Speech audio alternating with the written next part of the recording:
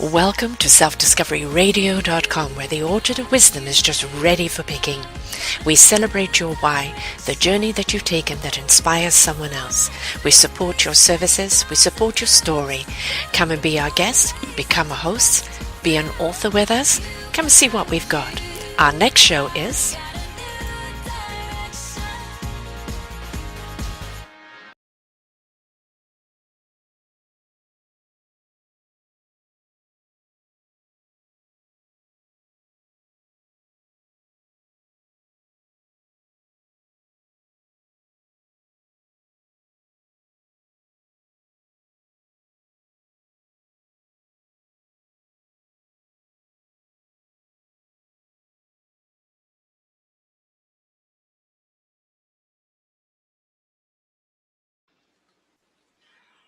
Good morning, good afternoon, and good evening, everybody. Welcome back to another edition of Choose Positive Living. I'm your host, Sara, and my guest today is Gillian Megan Walters. She was here a week or two ago with her son, a really unique young man, King Zoom, the vegan kid. He's a vegan activist at the grand age of 13. And Mum was so inspired by his activism and his love of animals that she's done a couple of beautiful books, illustrated them and written the story about his story of activism. And it's really quite exquisite. Oh, the art is gorgeous. So we're going to be talking today about her art, about what stimulated her to write these books, and the pride that she takes in what her son is doing and the message that he has behind it. But who is Gillian? Well, Gillian is a registered clinical counselor with a master's arts degree in counseling psychology. She's a member of the British Columbia Association Clinical Counselors and the American Dance Therapy Association. She works with women, children, and diverse populations in residential addiction treatment, psychiatric settings, elementary schools, and private practice. So she's coming at things from a very different point of view with her art and with the storytelling that she does. It has a message, it's here for a reason, but it's here to leave us with something, because art is so therapeutic. It is something that speaks to us on all different levels. It is an incredible healer, but it's also a wonderful way to express oneself, where sometimes words don't cut it. So welcome to the show, Gillian. Thank you, and thank you for such a wonderful introduction. Now, we had this beauty on last time. We've got to know who's your handsome dude with you there. This is Paisley. He's so gorgeous. He really is. Stole the show last time. We're quite happy to have him in there because, of course, these books are all about animals, animal rights, the fact that we shouldn't eat them. They have a soul, they have a heart, they have a spirit, they're here, they're life.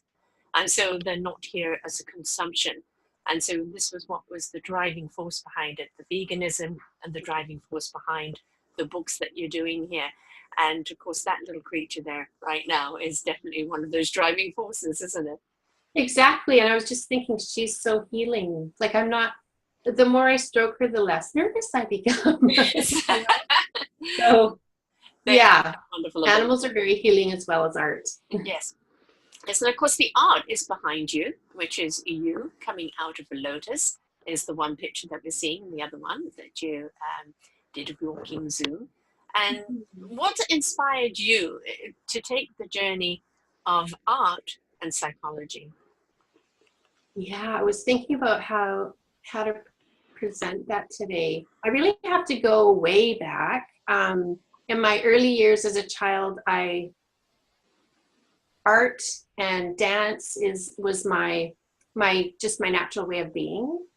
And the older I got, the more messages I got from like family and culture where that was maybe not appropriate at certain times, or it's messages like, well, you can't survive as an artist, just different messages you get. So I kind of started to hide that. And what happened in my teens is I felt that I couldn't be myself.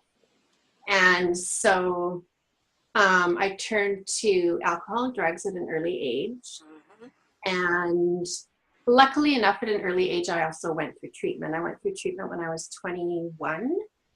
And through treatment, I did a lot of art therapy and expressive arts therapy. And I realized I need to be doing this to live.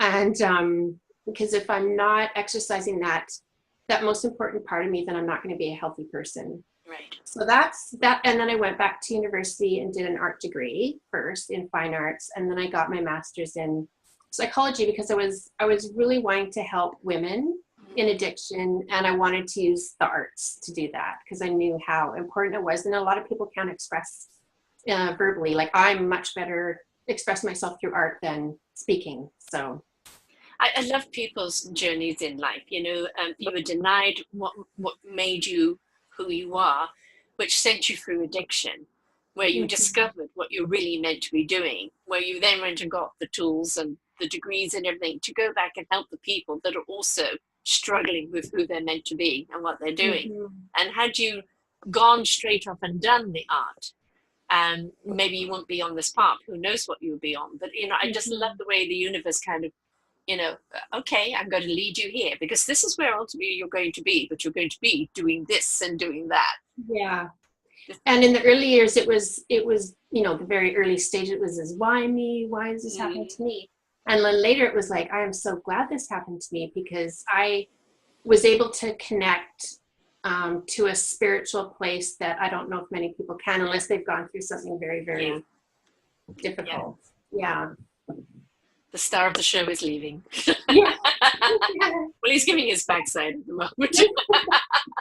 Oh, he's back. Oh, I'm not leaving. You know, art, behind me is my daughter's art, which I always do very proudly, and I love her expression of art. And most of the time it's black and white and very kind of abstract and has different shapes to it. And it always tells me a story. And I find the story is very much a reflection of either what's going on inside of her or what's going on with the times.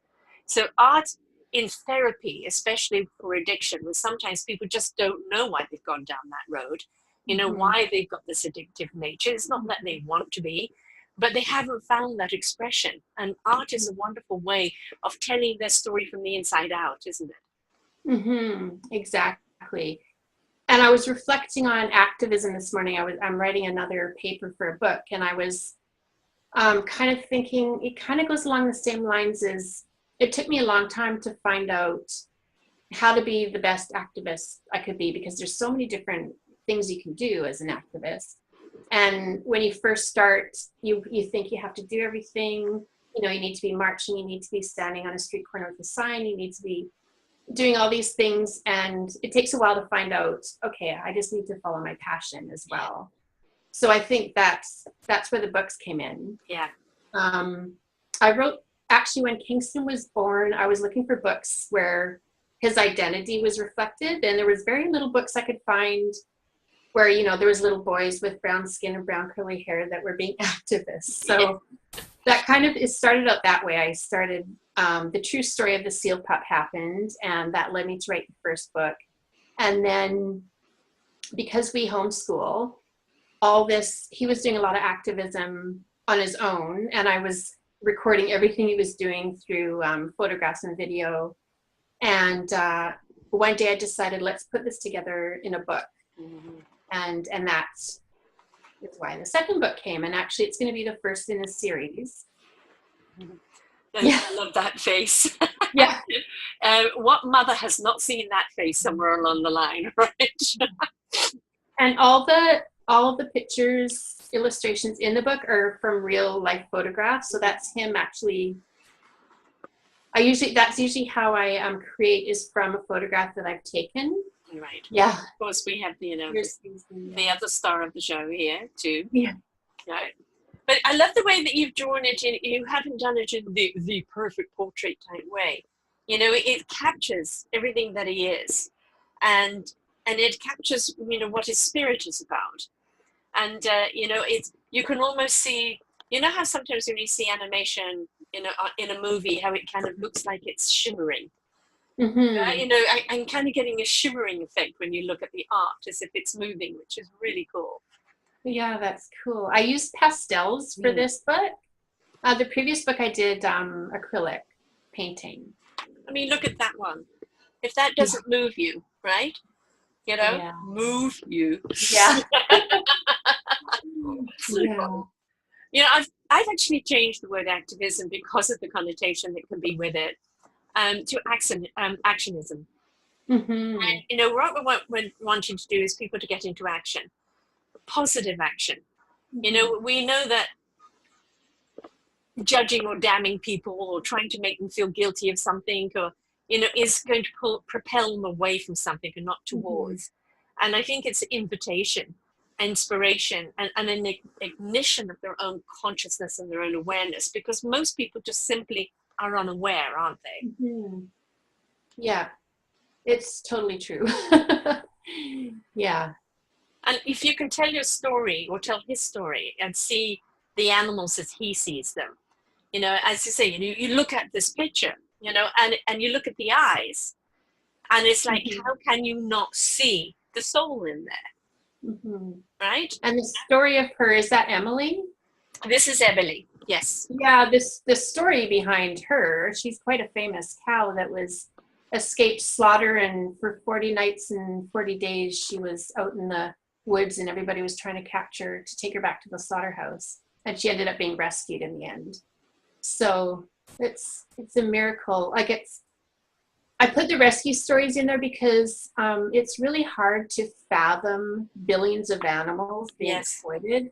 But when you see the story of one individual, it helps put into perspective that they're all individuals, just highlighting the individual. I mean, just because they're in a different vessel, a different skin, you know, doesn't make them any less. Actually, I just realized my mic is up there, so my volume has been picking up.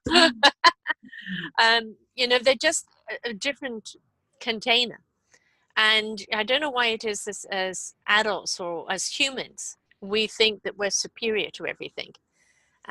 You know, and I think this is kind of an attitude that we need to get out of, because when we actually look at ourselves today, I think we're more disconnected than we've ever been. We're also seeing addictions of all sorts on the rise, because people are not living from the inside out. They're not connecting to something important. They're not feeling life. They're rather running from life instead, aren't they? And we come, like, you know, nowadays we're being disconnected at a very early age with technology and stuff. So that might have something to do with it. When we look at our kids today, I think there's a gene that they've been implanted with of a simple wisdom. You know, the way they see life and the simplicity of it is hard to argue with. And, you know, as adults, we think we're so intellectual, and then, you know, we realize we're not getting the bigger picture. They are, and they're simply getting it. It is or it isn't. They're not food. You know, no, there is no argument about it. There can't be a burger today and cow tomorrow. You know, and I think if we listen to our children today, that is a wonderful igniter of our consciousness, you know, of our soul awareness, isn't it? Yeah. Yeah, I mean, I was writing about that today as well in this paper. Is when I had Kingston, I was pursuing a PhD, and when I had Kingston, it put things into perspective. You know, I wanted like 3 letters after my name, and I realized that being a mother is like my PhD. And yeah, and I wanted him to have what I didn't have. I wanted him to be able to question everything without me, you know, without a parent saying no. I wanted him to be able to be led by his curiosity and his inner strength and his inner wisdom. And, you know, I think if we allowed that, everybody would be vegan, because we wouldn't have that propaganda coming in that, you know, animals are food. Right. I mean, I understand, you know, in past centuries when things were hard to grow and seasons and people turned to the meat of the land, you know, but there was still a certain amount of honor in the killing and in the raising of the animals.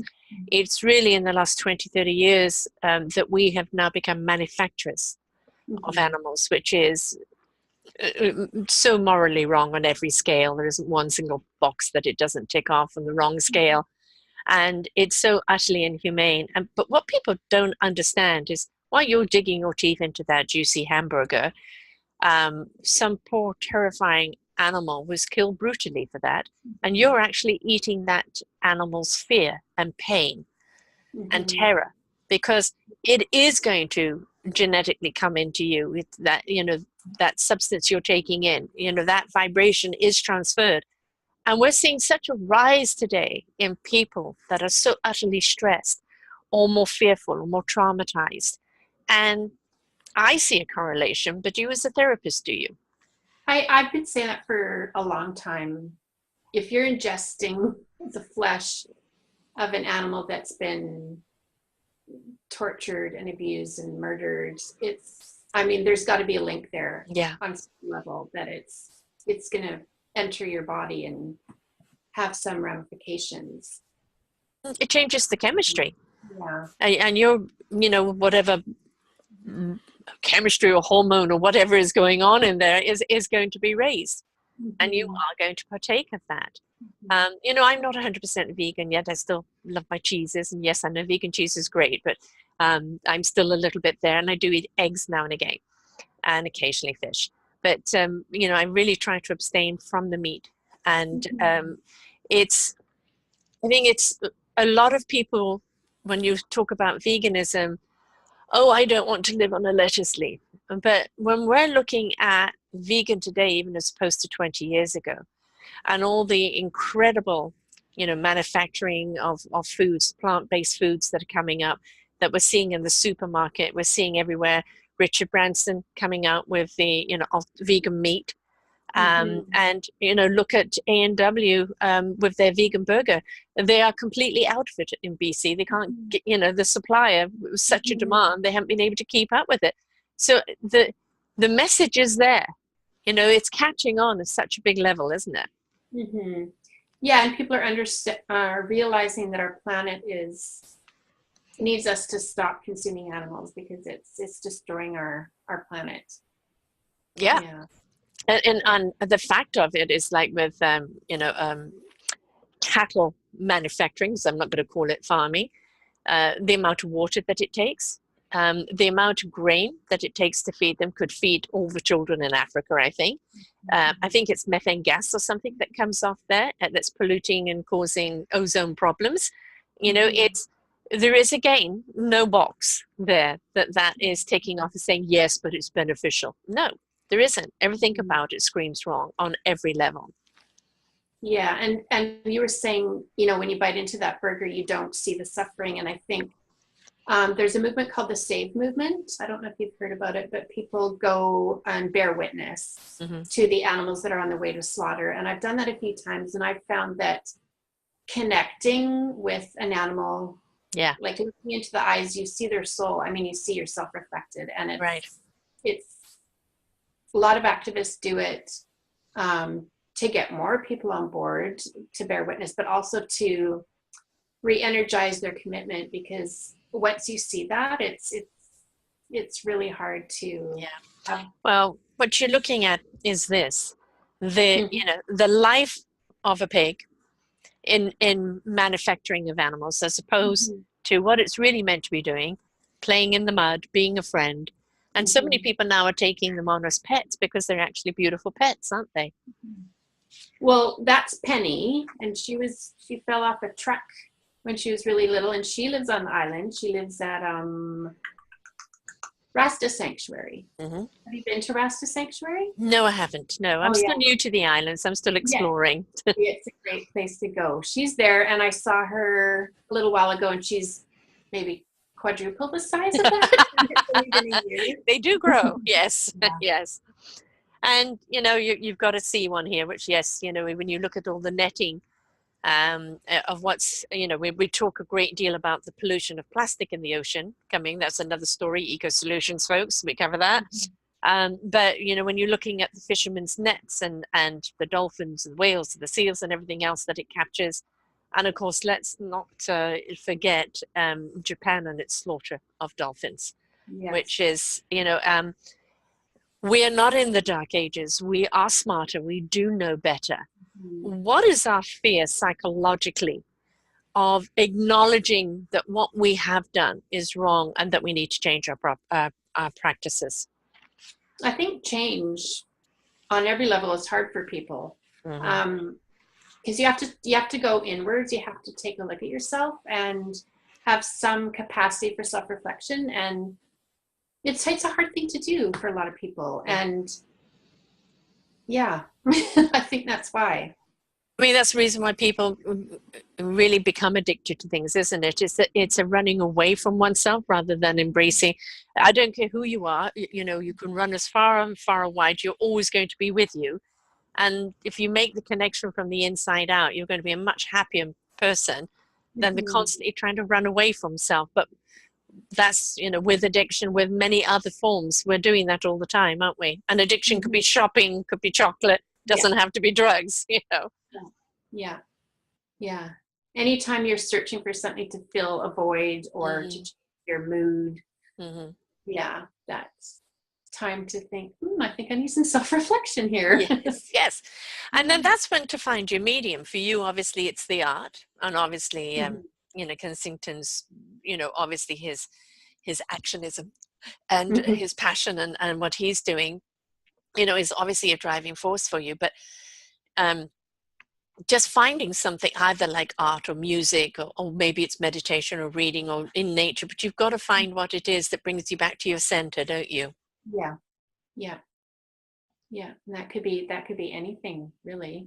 Yeah. But that self-discovery, as the station is called, is, you know, a lot of people are so afraid to self-discover, but if you actually think that we are very exploratory creatures, we love to discover.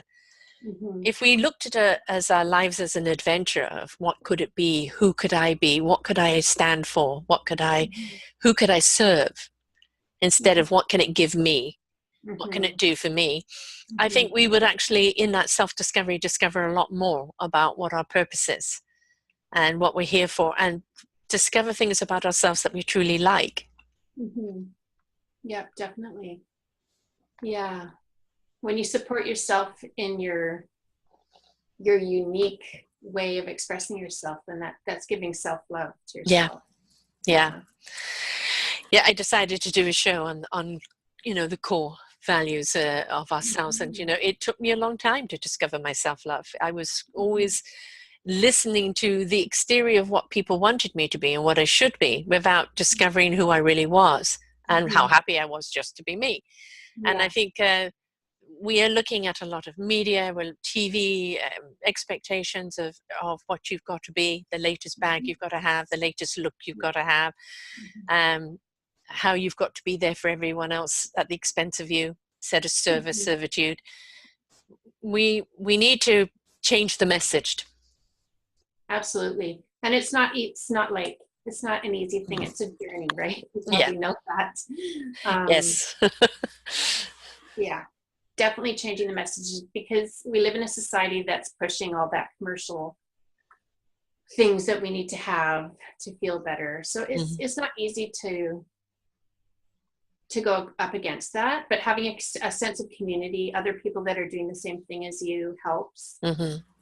Yeah, I think it's a place where you belong. It's finding that meaningful purpose and a place where you belong. And then you find, you know, you're around kindred spirits and kindred souls. And it helps you, I think it gives you that liberty to even explore yourself even more, doesn't it? Yeah, and I find that in the vegan community as well. Like, once you find, you know what it's like, well, if you're vegan and you go to a small town, you find a vegan restaurant, it's like you're jumping for joy. Yes. But it's like when you see another vegan in a room, it's the same thing. It's a sense of community, like, oh, we're fighting for the same things. Yeah, my daughter's getting married this coming month, and it's a vegan wedding. And vegan shower, vegan everything. And she's just, she and her fiance have just come back from Scotland, because he's Scottish, so she went to see the Scottish family. And she was blown away about how much veganism is over there. Really surprised, and like gained 5 pounds with such good food. So again, people think, oh, I have to suffer, you know, to become a vegan, but you don't. No. You know, the rest, I've had many people on here with beautiful vegan recipes. Daniel Basson, who you know, talks the vegan recipes, and she's done a few different nationalities of the foods, because things like Thailand and India, I mean, this is natural, stable diet for them. And if we use our imagination and we're willing to explore, we really don't have to lose anything. We're just losing what the product is, right? But we can still have all the flavors and the tastes and everything else we want. Yeah. Yeah, and when I discovered early on all the different foods like Thai, Malaysian, Indonesian, African, Caribbean, it's really, it all starts as a plant-based. Like there's so Mm. many plant-based options in those, of that cultural way of cooking that there's, it's delicious and Yes. won't starve. It's not about a lettuce leaf and a tomato. Although she went to a wedding the other day and they didn't take into consideration she was a vegan, and she literally got a lettuce leaf and a tomato. Yeah. Yeah. So caterers get with it. Mhm. My son owns a restaurant, which I sent you the Mhm. information on, Mhm. and he's #1 vegan in his area. It does Mhm. help that his sister and his girlfriend are vegan, but Mhm. it's the vegan and the vegetarian options that people are wanting, and sometimes it's driven by the animal care, sometimes it's health reasons, because there's Mhm. been numerous people with health issues that have turned to veganism that have really helped them heal. Yeah, and there's so much, there's a wealth of evidence, like scientific studies that says that a plant-based diet is healthier for you. You will live longer and not have diseases like diabetes and cancer and all sorts of other things. Yeah, I mean, Yeah. the sugar movie was another one, like you've got to Yeah. be, I think it's we're asking people to know who they are and what they're here for, what do they stand for, to step into self, but to do it in a conscious way that, no animal has to die for their dinner plate. Mhm. And, that's all the skin for their bag, Mhm. or the other products that are, in the lipsticks and in the jewelry. And a lot of that is people just are disconnected. They just don't equate, with it. And I think you're not out there to make people feel guilty. Mhm. It's about the education, to raise that Mhm. consciousness for them to go, I can't do this anymore. I have to change. Yeah. And we live in a society where we're not seeing all that. Yeah. There's a quite an elaborate system to make us not see that. Right. The Yes. factory farms are way out in the middle of nowhere, and they drive to the slaughterhouse in the middle of the night, Hmm. and we just don't, we're not aware. It's not mainstream media where we Right. see what's really happening. I Yes. think what's happening in the States right now with the floods is they're actually, mainstream media is actually showing now Yeah. all the CAFOs and factory farms where all the, I don't know if it's maybe millions of pigs and chickens that have drowned because of the flood. I know definitely the chickens, there's been over 1 million. Mm-hmm. And I haven't seen recently on the others, but yes, I mean, it's they knew it was coming too, so why didn't you move the animals? Mm-hmm. And it's also been astounding how many people left their pets tied up and just left them, you know Yeah, and I can't understand that. no, they're your children. Would you leave one of your Yeah, kids tied to a pole? yeah, So for me, an automatic law, you don't get your animal back and you never get to have an animal again. yeah, You yeah. um, I think when you look into the eye of an animal, no matter what it is, and you really communicate through the eyes, right? And as you said, when you were stroking your dog there a little while ago, how it was Mm-hmm. calming for you. Mm-hmm. That's the thing we don't realize. Oh, all they do is they just need a walk and poop and eat. What do they do for me? Pay attention to them. They're communicating with you. They're Yeah, loving you. They're working with you on a vibrational level that mm-hmm. is exceedingly high, right? Mm-hmm. Mm-hmm. Yeah, and I was gonna say, yeah, we also need to work hard to change our laws because we Mm. still, I mean, pets are property. Yes, yes. And we don't look upon them. It is happening slowly. And I think, things like social media of, posting things of abuse. Mm-hmm. One of my favorite things to cheer me up is watching animal rescues and some of the extremes that people Mm-hmm. go to rescue an animal, Mm-hmm. putting their own lives at risk. Mm-hmm. And, it's always, you can't help, but it just raises your spirit up and Mm-hmm. way to go, humanity. Mm-hmm. Yeah, And, the true human being is that kind of person, which is yeah. really beautiful. And you don't have to go and put your life at risk to save the farm animals. You just got to stop eating them. Mm-hmm. Yeah, they need our help. Yes, they do. And we know the consumerism drives everything. The reason why veganism is up and the reason why it's in the supermarkets, the reason why it's gathering momentum is because of movements like yours, because of that awareness.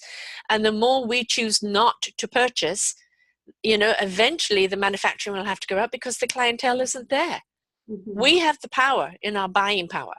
Yeah, we do. Yeah. It's supply and demand. Yes. Yeah. No, I love this, picture, like, what can we do? Yeah. His activism and actionism. I'm calling actionism, and then saving the chickens. And he's very, very pro about this, isn't he? Mm-hmm. It's wonderful to see. We see people that have a passion and a conviction, but they don't take it anywhere. And he's stepping outside and taking it. And the fact that you're documenting it, and you didn't put it in as pictures, that you made it into art, because now this is it's beautifully visual, and that really does speak visually to you, which I think draws people then to the message. But what a way even to get young kids going right from the word go, before the words are something they need to think. They can see the picture. What's he doing, Mummy? Yeah, exactly. You don't even need to read it. You can just, the pictures will ask you questions. Yes. And that's open to the dialogue. And again, is that when you're answering that child, I remember my children are half Chinese, and we went to a feast, and there was a whole pig put on the table, and my daughter said, "Why are we eating doggy?" Because it looked like a dog, and she couldn't eat it. She couldn't eat it, and it's it suddenly things become aware that you weren't aware before. And I'm going back to awareness because most people live their lives unaware. Yeah. It takes, I don't know, a shift or something to happen to make us aware. Yes. Or to start looking inside and asking questions. I grew up at a time, my younger years, when we were asking questions, we just didn't do it. You're right. Yes. Yeah. I was in the era of children should be seen and not heard, so yeah. And do what I say. Yes. Well, why should I do that? Because I say so. And that doesn't hang it anymore. A kid goes, but why do you say so? And we've got to come up with a better answer than that, don't we? Yeah, we do. We've got to encourage young kids to ask questions and be curious. Yeah. But we've got to listen. Yeah. We think that just because they're kids, they don't know anything. We have to pay them respect to listening. There's many folds in that. Not only it pays them respect that you're listening, it gives them a sense of value that they are being heard, they're not being dismissed, and it teaches them the skills of communication that will take through their whole lives. Yeah. Yes. So communicating through art, sometimes you see people do very dark pictures, and that that's coming from a dark space. But then suddenly, as they're going through life, you start seeing that color coming out, and that there's something inside of them that's coming into life. And it's really quite beautiful when you see that, isn't it? Yeah, I remember a time in my life when I was drawing skulls and crossbones. My daughter's got them tattooed on her. Yes. At least pretty. They've got flowers around them. Yeah. Yeah. And was that the time that you were in addiction? Yeah, kind of like my early teen years. Yeah. A little bit, the goth going around at that time too. Yeah, it was pre-goth, I would say. I had the mohawk, like the mohawk, and I lived in a very small town that didn't. I was very the rebel, yes. Yeah. And of course, the more people call you that, the more you want to live up to it, right? Yeah, see, I'm stirring it up here. And in a small time, you're always wanting to buck the system, aren't you, and break free, only to later on want to go back to that peaceful small town. Exactly. Yes. I left at a very early age and moved to the city, and now I want to go back. Right. Yes. Yeah. Yes. You know, you're living on the mainland, and I've just recently moved here to Victoria, and I go home and I see everybody, but I love coming back here. Yeah. Totally different vibe. Yeah. And vibrations is something that's really important, which people again don't understand. The animal, you see animals that are not meant to be friends, that they quote should be enemies because they're a different species, and you're seeing them loving each other and caring for each other or rescuing each other. I saw a beautiful video yesterday of don't know if it was a duck, I'm not quite sure what it was, but somebody had thrown some bread out. No, a bird, a big black bird. And it was picking up the bird, and this mouse was trying to come and get some of it, but too scared of the bird and ran back. So the bird took a whole chunk of bread and went and took it over to the mouse to eat, and then backed off back to the bread.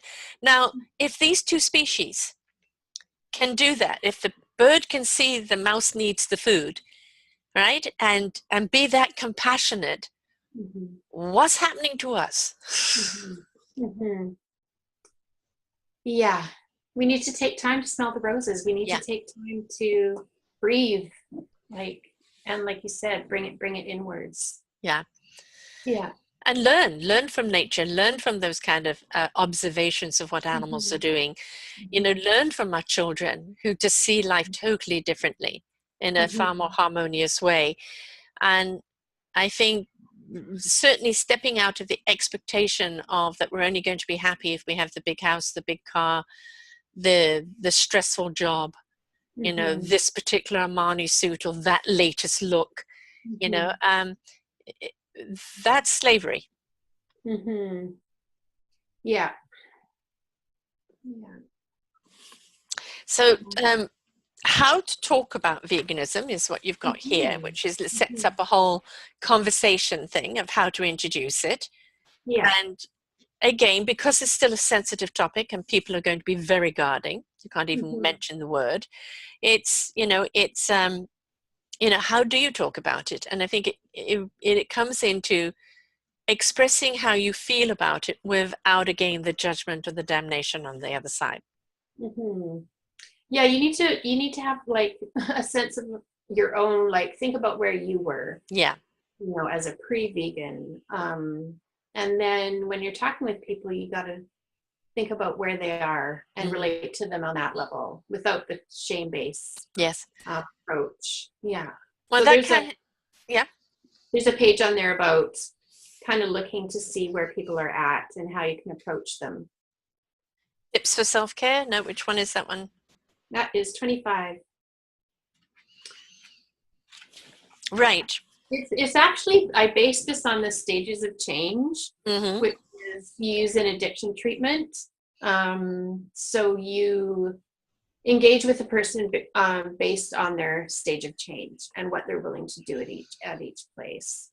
And so I based that on that.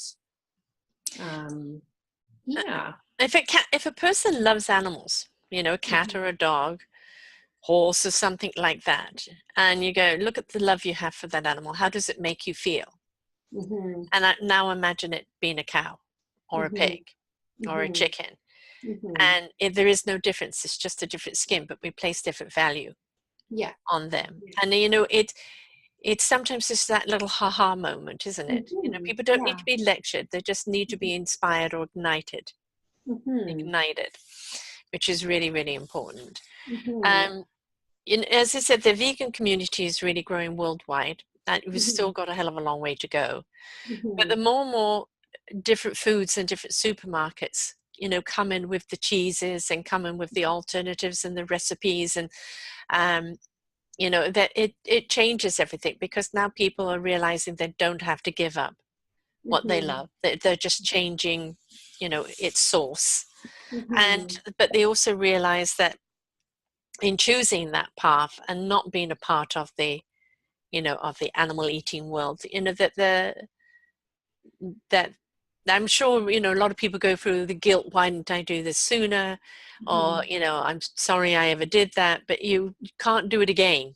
Can't pick up that burger again, can you? Mhm. Once you've Mhm. reached there. But each person is going to take their own journey. I know there's some people you couldn't even mention the word V, never mind vegan, you know, Mhm. Yeah. and or look upon animals as just, you know, Mhm. Mhm. they're there for me. And you're not going to change their minds. Rather go for the minds that are willing to change.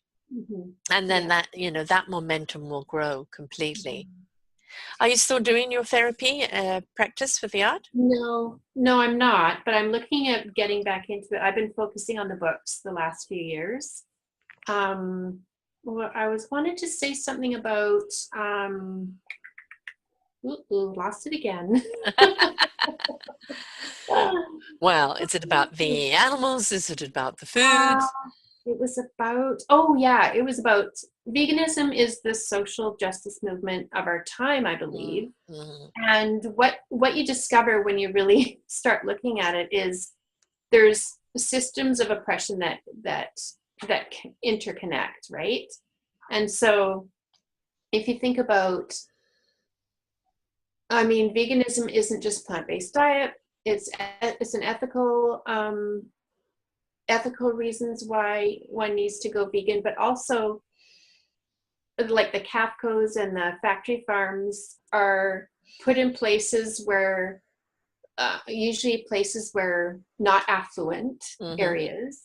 And so people that maybe are marginalized or don't have the same privilege that we do to stand up or for their Not, voice to be heard. right, not That's many where, options. Yeah. yeah, that's where you see like the factory farms and the pollution and it's Mm-hmm. affecting their health, as well as a lot of people that are employed in the slaughterhouse business um, are Suffering. people that, yeah, are marginalized people that Yeah. may be newly here to Canada and don't have any other options for finding jobs. Yeah, so it affects a lot of people in a lot of different levels. Right. Yeah. I Yeah. hear there's a lot of post-traumatic stress from people who've worked there. They can't work there for long. You know, Yeah. those with the conscious, and you know, then they've got to deal with it. And Hmm. well, why we just don't deal with it? We just don't have the. You know, I remember doing a show with Greg Bauer. He has the farm sanctuary. You know, Hmm. for farm animals, Hmm. and we were talking, you know, about, you know, the question would be, what would you do with all those animals? Well, you would stop breeding them for a start. There wouldn't be so many of them around because they would be more pets, or you know, a different take on a different meaning altogether. We would save the water, you know, we would save the grain, which would then feed more people. So, Hmm. you know, a lot of people think, well, what about that industry? It's so big. Well, as we talk about with every industry, and just did a show this morning on the changes of the industry that are coming along through the, you know, the history of time, we've always had to adapt to Hmm. new system and new Yeah. approaches. And this is one right now. And we're realizing as consumers, we're gluttonous and we're, you know, degrading, and we have no conscience as long as, you know, we're okay, Jack. And that attitude isn't okay anymore. Hmm. And we're not happy with for all the what we have. We waste so much. Like in North America, could feed third world countries 3 meals a day with the amount of waste that we have. Um, and change is here upon us right now. And Hmm. so it's either go against it and struggle, or go with it and find that you really like the flow.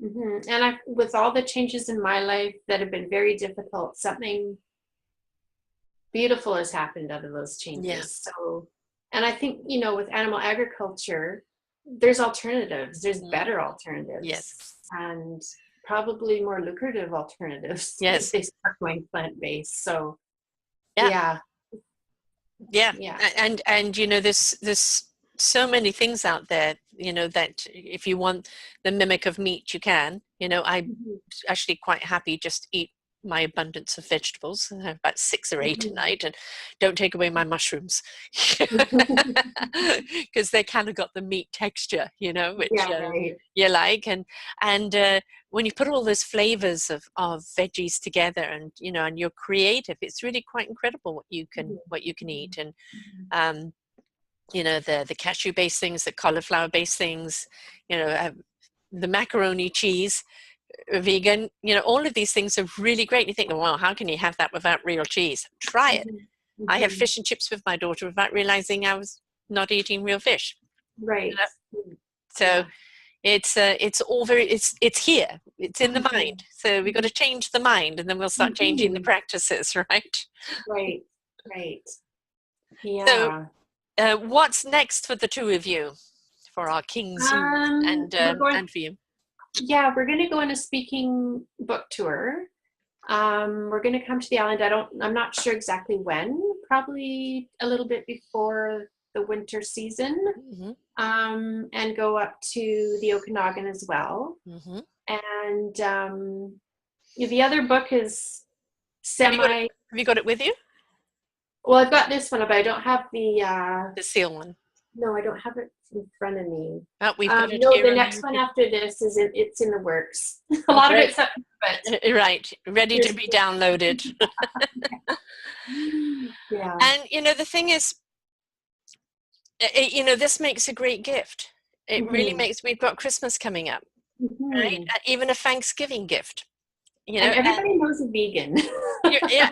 Or Well, a the thing is, vegetarian. if you give this as a gift, and just don't harp on the veganism, Mhm. just a lovely story for grandparents to read to their grandchildren, as Mhm. they're reading it, it goes, ooh, ooh, Mhm. right? Mhm. You know, Yeah. they start waking up to things that maybe they hadn't acknowledged, and Mhm. especially when the kids come around asking questions. What are you Mhm. going to answer? Mhm. So, you know, this is a wonderful gift to give. I'd like to see it in the schools, and I hope that Yeah. she's going to be doing some school tours Yeah. and going Yeah. into the schools. Yeah. Um, That's the plan.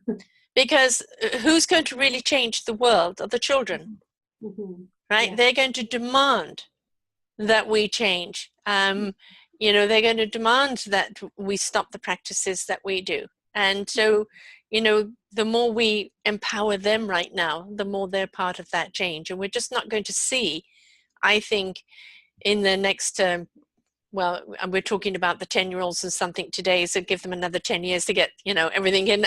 But the next 20 years, I think we're going to see a massive amount of change. And Mhm. veganism isn't going away, it's on the rise. Mhm. And we're here if people reach out to us on social media, they want recipes, if they have questions, we're Excellent. available. Um, So how do yeah, people get hold of you, your site? How do they get, what is the Facebook, so they can come and join you there? it's And my, obviously you're going to be posting where you're going on the Facebook, right? yes, definitely. And on my website as well, it's gillianmeganwalters.com. And that's the same for Facebook. Instagram's Gillian Megan Mindful Space. And yeah, this is available on Amazon. It gets released October 2nd, but you can pre-order it on Amazon right now. I've got a few hundred copies, less, yeah, about 100 copies on me to Mm-hmm. take with me while we're touring. Right. I've also donated some to the Rasta Sanctuary Mm. and a Home for Hooves. Ah, lovely. Wonderful. And again, you know, this is a great present to give, you know, and you know what? Teachers, this is a great book. You know, I have a friend who is a librarian. She's retired now, but this is a great book to actually have in the library at Mhm. school. You know, great one for the teachers to read. Yeah. And because kids are going to go home and educate their parents, Mhm. Mhm. right? Yeah. And I think it's important for Kingston to be, they can hear, he can go into the classes and they can hear his voice Yes, instead of an definitely. adult preaching to them, or Right, I'll be exactly. too, but yeah. And what's his Facebook? Because I know he has his own. It's King Zoom the Vegan Kid. Right. And so, of course, Facebook. everywhere you go is going to be posted on that as well. Yes. Yeah. Right. Excellent. Well, you know, I really love the fact that Pooch is in every picture too. Yeah. He's clearly very important as Yeah. the extended member of the family, and just, you know, understanding that, you know, all of them have got this beautiful wonderful soul vibration, and they have hearts that are purer than ours.